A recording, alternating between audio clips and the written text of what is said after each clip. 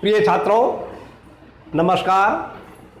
आज आपको हम ये बतलाएंगे कि यदि हमारे लिए 2 संख्याएं, 3 संख्याओं, 4 संख्याओं, 12 संख्याओं, 15 संख्याओं की गुणा करने के बाद जो या जितनी भी संख्याएं हो, 15 से अधिक भी हो सकती है, 50 भी हो सकती है, 100 भी हो सकती है, 1000 भी संख्याएं हो सकती हैं, उनकी परस्पर गुणा करने के बाद जो गुणनफल प्राप्त होगा उस गुणनफल के अंतर्गत इकाई का अंक कितना होगा, ये किस प्रकार से ज्ञात करेंगे।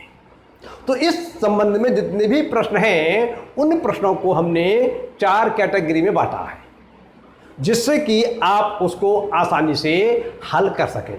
वैसे तो जो नियम नंबर 4 लिखा है मैंने, उस नियम को याद करने के बाद आपको इन 3 नियमों को याद करने की, ऊपर वाले जो 3 नियम हैं उनको याद करने की आवश्यकता नहीं है। लेकिन अगर ये 3 नियम आपको याद हैं तो प्रश्न को हल करने में काफ़ी सुगमता और आसानी हो जाएगी।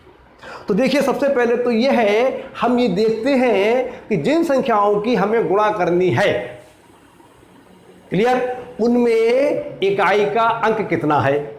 यदि आप मान लीजिए जिन संख्याओं की गुणा कर रहे हैं और उसमें कोई भी एक संख्या ऐसी मिल जाए जिसके इकाई का अंक 0 है, तो जो आपको गुणनफल प्राप्त होगा उस गुणनफल का इकाई का अंक 0 ही होगा। उदाहरण के तौर पर मान लीजिए आप 52 गुणा 636 गुणा 30 गुणा 5972 इसकी गुणा करने के बाद आपको जो गुणनफल प्राप्त होगा उस गुणनफल में इकाई का अंक कितना होगा। तो इसके गुणनफल में जो इकाई का अंक होगा वह 0 होगा। कितना होगा? 0, क्योंकि इसमें एक संख्या ऐसी आ गई जिसमें इकाई का अंक 0 है। शेष संख्याएं कितनी हैं, कैसी हैं, इससे कोई हमारे लिए मतलब नहीं है। हम सबसे पहले ये देख लेंगे कि इस पूरे दी गई संख्याएं जितनी भी हैं उनमें कोई ऐसी संख्या है या नहीं जिसमें इकाई का अंक 0 है। यदि इकाई का अंक 0 है तो हम बिना विचार किए हुए लिख देंगे कि इस गुण संख्याओं के गुणनफल के जो हल प्राप्त होगा उसमें इकाई का अंक 0 होगा। मान लीजिए आपको ये दिया हुआ है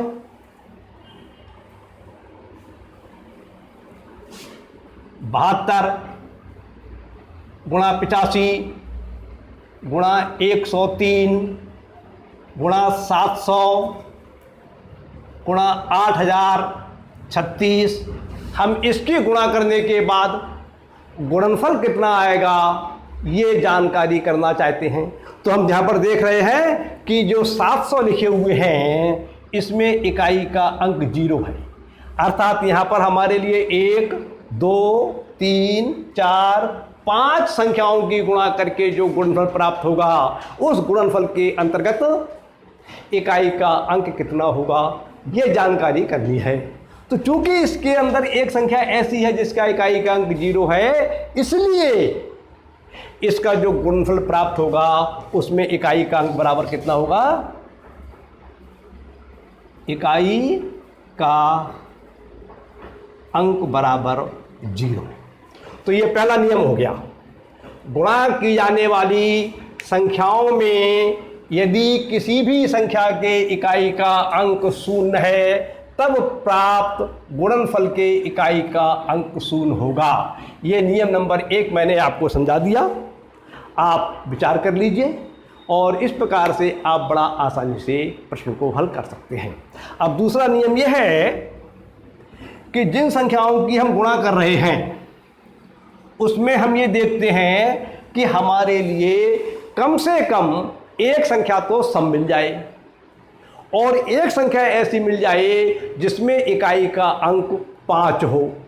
तो जब सब संख्याओं की गुणा की जाएगी और गुणनफल प्राप्त जो होगा उसमें भी इकाई का अंक 0 ही होगा। समझने के लिए, उदाहरण के लिए मान लीजिए हम गुणा करना चाहते हैं 73 गुणा 41 गुणा 24 गुणा 107 गुणा 25। अब इसकी गुणा करने के बाद इसमें कितनी संख्याएं हैं? 1, 2, 3, 4, 5, इन 5 संख्याओं की हम गुणा करना चाहते हैं और फिर इसके बाद जो हमारे लिए हल प्राप्त होगा, गुणनफल प्राप्त होगा, उस गुणनफल के अंतर्गत इकाई का अंक कितना होगा ये ज्ञात करना चाहते हैं। तो नियम नंबर 2 जो लिखा मैंने, इसमें मैंने लिखा कम से कम एक संख्या सम होना चाहिए।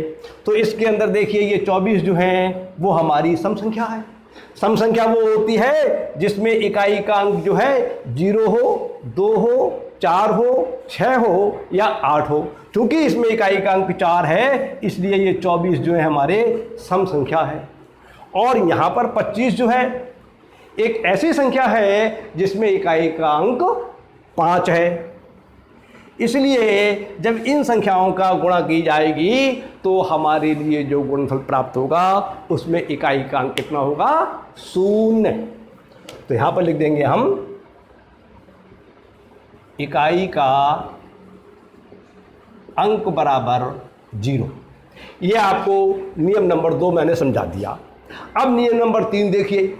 नियम नंबर 3 के अंतर्गत प्रतिबंध ये है कि सभी संख्याएं विषम होना चाहिए, कोई भी संख्या सम नहीं होना चाहिए, सभी संख्याएं विषम होना चाहिए। अब विषम संख्याएं कौन सी हैं? जिनमें इकाई का अंक 1 है, 3 है, 5 है, 7 है और 9 है। ये संख्याएं कहलाती है विषम संख्या। लेकिन इसमें आप एक ऐसी विषम संख्या को छोड़ दीजिए जिसमें इकाई का अंक 5 है। ठीक, इसके अतिरिक्त जो जितनी और विषम संख्याएं हैं उनमें से कोई भी विषम संख्या हो। मान लीजिए आपका लिखा हुआ है 71 गुणा 103 गुणा 2043 गुणा 57। इसका गुणा करने के बाद हमारे लिए इकाई का अंक कितना प्राप्त होगा इसकी हम जानकारी करना चाहते हैं। तो इसकी जानकारी जो है वो तो आपको हम बताएंगे नियम नंबर 4 के अंतर्गत। क्योंकि नियम नंबर 3 समझा रहे हैं आपको हम, इसलिए नियम नंबर 3 में ये है कि यदि गुणा की जाने वाली सभी संख्याएं विषम हैं, देखिए ये संख्या भी विषम है, ये संख्या भी विषम है, ये संख्या भी विषम है और ये संख्या भी विषम है। और फिर उसमें कहा गया है लेकिन उनमें कम से कम एक संख्या के इकाई का अंक 5 है। तो एक संख्या ऐसी होना चाहिए जिसमें इकाई का अंक 5 हो। तो हमने एक संख्या मान लीजिए इसमें और बढ़ा ली 715। तो देखिए ये संख्या विषम, ये विषम, ये विषम, ये विषम और ये विषम। लेकिन इसमें एक संख्या ऐसी है जिसमें इकाई का अंक 5 है। तो इनका जो गुणा करने के बाद हमें गुणनफल प्राप्त होगा उसमें इकाई का अंक कितना होगा, 5। तो लिख देंगे हम इकाई का अंक बराबर 5। अगर मान लीजिए यहां पर गुणा 573 और लिखे होते तब भी इसमें इकाई का अंक 5 ही आता। लेकिन अगर मान लीजिए इसमें गुणा 10 कर देते हम तो फिर यहां पर इकाई का अंक आ जाता हमारा 0, क्योंकि फिर निम्न नंबर 1 बन जाता है। यदि कोई एक ऐसी संख्या है जिसमें इकाई का अंक 0 है तो इकाई का अंक 0 आएगा। लेकिन अगर मान लीजिए यहां पर 10 ना होकर, अगर मान लीजिए यहां पर मान लीजिए कहीं भी एक मान लीजिए संख्या होती 62, तो चूंकि अभी निम्न नंबर 2 में आ जाएगा, कम से कम एक संख्या सम है, तो ये 62 हमारी सम संख्या है। और कम से कम एक ऐसी संख्या हो जो उसमें इकाई का अंक 5 हो, तो इसमें इकाई का अंक 5 है। तो इसलिए जब इन संख्याओं का गुणा करेंगे तो इसमें भी इकाई का अंक 0 होगा। क्लियर? ये बात मेरे ख्याल से आप लोगों की समझ में आ रही होगी। नियम नंबर 1 के अंतर्गत तो हम ये देखते हैं कि हमारी संख्या जो है, जिन संख्याओं की हम गुणा कर रहे हैं उसमें कम से कम एक संख्या ऐसी होना चाहिए जिसमें इकाई का अंक 0 है। यदि कहीं भी कोई दी गई संख्याओं में ऐसी संख्या प्राप्त हो जाती है जिसमें इकाई का अंक 0 है तो हमें विचार करने की आवश्यकता नहीं है। हम लिख देंगे कि इस संख्याओं का गुणनफल जो प्राप्त होगा उसमें इकाई का अंक 0 होगा। क्लियर? और यदि हम जिन संख्याओं की गुणा कर रहे हैं वो सम है विषम है, इससे कोई मतलब नहीं है। उसमें हम ये देख लेंगे कि कम से कम एक संख्या हमारे लिए ऐसी मिलना चाहिए जो सम हो, और कम से कम एक ऐसी संख्या मिलना चाहिए जिसमें इकाई का अंक 5 हो। तो फिर उन जब संख्याओं का गुणा की जाएगी तो उसका गुणनफल भी 0 होगा। अब तीसरा जो नियम है, उस नियम के अंतर्गत हमारे लिए ये देखना है कि जिन संख्याओं की हम गुणा कर रहे हैं वे सभी संख्याएं हमारी विषम होना चाहिए, और उन विषम संख्याओं में कम से कम एक संख्या ऐसी अवश्य होना चाहिए जिसके इकाई अंक 5 हो। तो उसमें फिर इकाई का अंक कितना होगा? 5। अब मान लीजिए आपका यहाँ से आप इसको हटा दीजिए, तो अब देखिए 573, 71, 103, 2043, 57 और 715। जब हम इनकी गुणा कर रहे हैं तो हम देख रहे हैं ये भी संख्या विषम है, ये भी संख्या विषम है, ये भी विषम है, ये भी विषम है, ये भी विषम है, और ये हमारे लिए कम से कम एक संख्या ऐसी प्राप्त हो गई जिसमें इकाई का अंक 5 है। तो इसमें इसका जो गुणनफल प्राप्त होगा हमारे लिए उसमें इकाई का अंक होगा 5। और मान लीजिए यहाँ पर गुणा 25 होते तब भी इसमें इकाई का अंक 5 होता। हमने क्या कहा था? हमने कहा था कि सभी संख्याएं विषम होना चाहिए, लेकिन उसमें कम से कम एक संख्या ऐसी होना चाहिए जिसमें इकाई का अंक 5 हो। तो इस नियम नंबर 3 की शर्त को ये पूरा कर रहा है प्रश्न हमारा। इसलिए जब हम इन संख्याओं की गुणा करेंगे तो गुणनफल जो प्राप्त होगा उसमें इकाई का अंक 5 होगा। अब नियम नंबर 4 पर आते हैं। तो नियम नंबर 4 के अंतर्गत आपको ये देखना है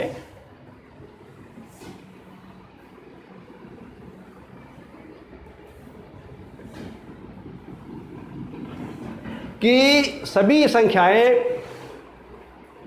ऐसी होना चाहिए जिसमें इकाई का अंक जो है वो किसी भी संख्या में 0 ना हो, और इसके अतिरिक्त किसी मतलब इन 3 कैटेगरी जो आपको बतलाई थी इस प्रकार के प्रश्न नहीं होना चाहिए। अगर इकाई का अंक 0 हो जाएगा किसी एक संख्या में तो उसमें गुणनफल में इकाई का अंक 0 हो जाएगा, और यदि एक संख्या सम मिल जाएगी और एक संख्या ऐसी मिल जाएगी जिसमें इकाई का अंक 5 होगा तब गुणनफल में इकाई का अंक 5 आ जाएगा, 0 आ जाएगा, 0 आ जाएगा।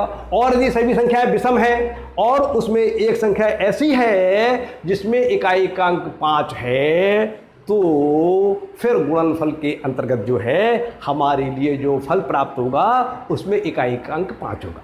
अब संख्याएं और जो इन 3 कैटेगरी के अंदर संख्याएं नहीं बनती हैं उनमें क्या करते हैं हम कि जितनी संख्याएं हैं उन संख्याओं के इकाई के अंक की परस्पर गुणा कर लेते हैं।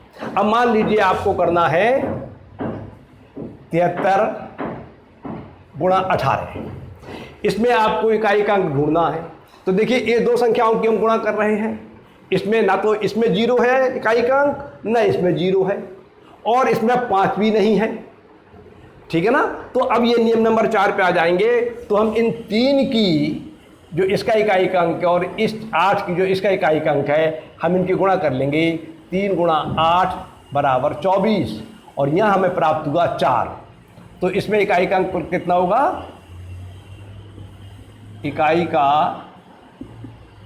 अंक बराबर 4। क्लियर। अब देखिए हम दूसरा उदाहरण लेते हैं एक।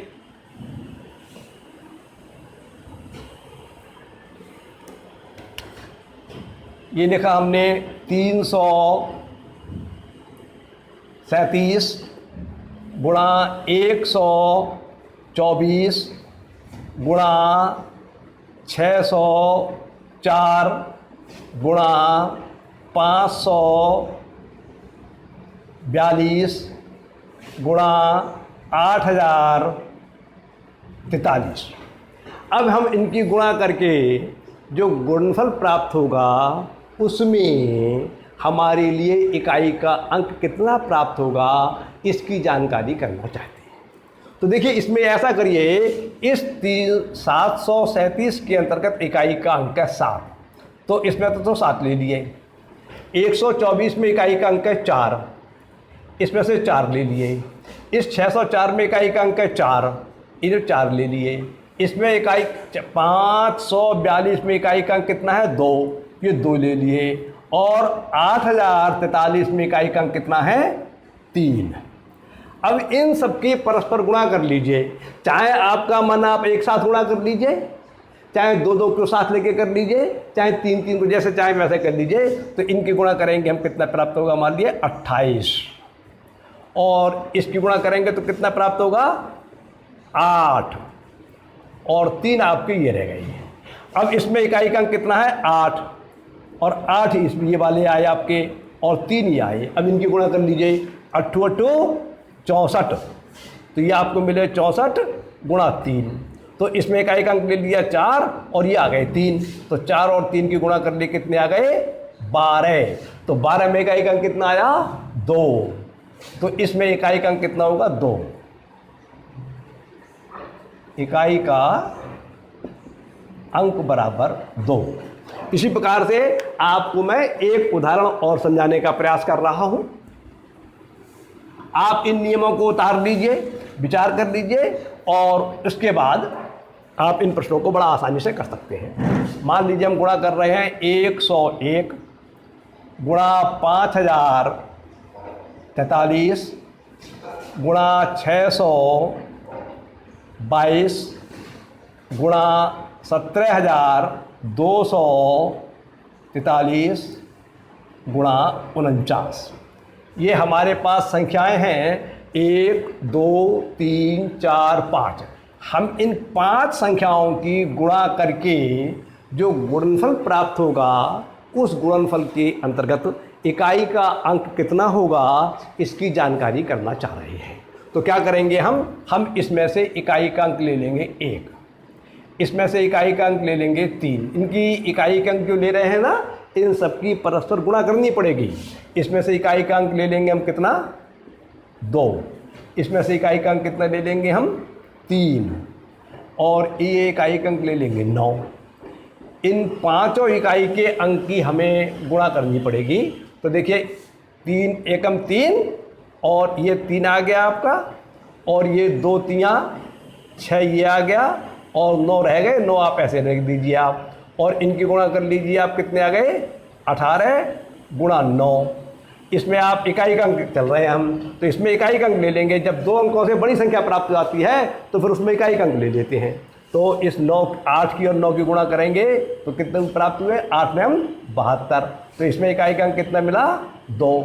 तो जब हम इनकी 101 5043 622 17,243 और 49 की गुणा करेंगे तो हमारे लिए इकाई का अंक प्राप्त होगा 2। तो यहाँ पर लिख देंगे हम इकाई का अंक बराबर 2 उत्तर। इस प्रकार से आप प्रश्नों को हल कर सकते हैं। लेकिन अगर आपको जो हमने नियम नंबर 1 और नियम नंबर 2 या नियम नंबर 3 बतलाए थे, यदि आपको वो नियम याद नहीं रहते हैं तो आप इनकी गुणा करना चालू करिए। और इनकी गुणा करने में यदि मान लीजिए जिस प्रकार से इकाई के अंक लेकर हमने गुणा करी थी, इसमें गुणा कर रहे हैं हम, और मान लीजिए कहीं भी हमारे लिए इकाई का अंक 0 मिल जाता है तो फिर आगे हल करने की जरूरत नहीं है। आप लिख दीजिए कि उसमें इकाई का अंक 0 ही आएगा। क्यों? क्योंकि जब 0 एक जगह इकाई का अंक मिल गया तो 0 से अन्य संख्याओं को जब गुणा करेंगे तो इकाई की जगह 0 ही आएगा। इसलिए आपको चाहे उस तरह से नियम को याद कर लीजिए, चाहे आप इस तरह समझ लीजिए, जिसमें आपको सुविधा हो उस तरह से आप याद कर सकते हैं। लेकिन एक बात यह है कि रटने से काम नहीं चलता है। आपको ये नियम कैसे बने, क्या मतलब है इसका, आप इसको भली प्रकार से विचार कर लीजिए, आपकी समझ में आ जाएगा, आपके सभी प्रश्न सही जाएंगे। आज मैं अपनी बात को यहीं समाप्त करता हूँ। नमस्कार, धन्यवाद।